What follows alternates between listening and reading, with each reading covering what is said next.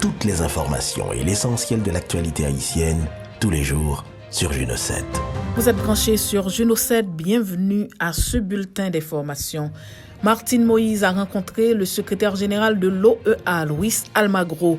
L'ex-première dame Martine Moïse a rencontré le mercredi 14 juin 2023 le secrétaire général de l'Organisation des États américains, Luis Almagro. Ils ont échangé sur l'enquête sur l'assassinat du président Jovenel Moïse et sur la nécessité pour les Nations Unies de mettre en place un tribunal spécial international similaire à celui mis en place après l'assassinat du premier ministre du Liban, Rafik Hariri. Selon cette note, Mme Moïse a plaidé pour une meilleure collaboration des Nations Unies, des États-Unis, de la Colombie et de la République dominicaine pour appréhender les grands assassins du président Moïse qui circulent, dit-elle, en toute impunité. Dans un dialogue de sourds à la Jamaïque, le pouvoir agite des postes ministériels. L'opposition réclame la tête de Ariel Henry. La conférence inter-haïtienne à la Jamaïque a débouché sur une impasse. Les lignes n'ont pas vraiment bougé car les acteurs ont des positions diamétralement opposées qui ne vont pas toujours au profit du plus grand nombre et dans le sens des intérêts supérieurs de la nation. Certains étaient convaincus que cette discussion n'allait pas aboutir, mais au final, ce que les deux camps ont mis sur la table semble avoir été discuté à maintes reprises dans le pays ces derniers mois.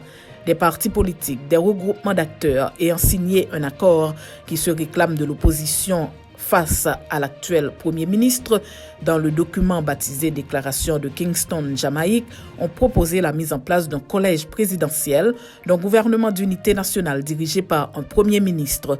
Ce gouvernement, selon cette déclaration, devra satisfaire aux priorités définies dans une feuille de route tenant lieu de termes de référence pour la transition.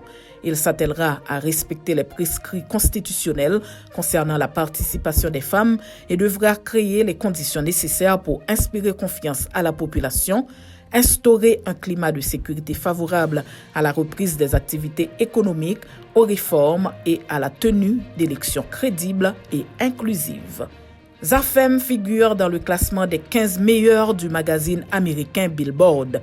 Le magazine hebdomadaire américain Billboard, consacré à l'industrie du disque, vient de publier le classement des 15 meilleurs groupes et artistes qui font partie des débutants sur les palmarès de sa plateforme.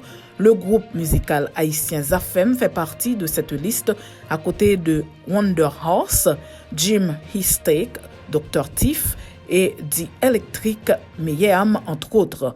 Le journal de la musique et du divertissement aux États-Unis a souligné qu'ils sont tous nouveaux dans les charts de Billboard datés du 20 mai. Billboard est un magazine hebdomadaire américain consacré à l'industrie du disque. Il publie plusieurs classements qui reflètent chaque semaine le succès des titres musicaux et albums les plus populaires aux États-Unis. Son classement le plus connu est le Billboard Hot 100 qui classe les 100 meilleurs titres indépendamment de leur genre musical. Le Billboard 200 est cependant pour les ventes d'albums.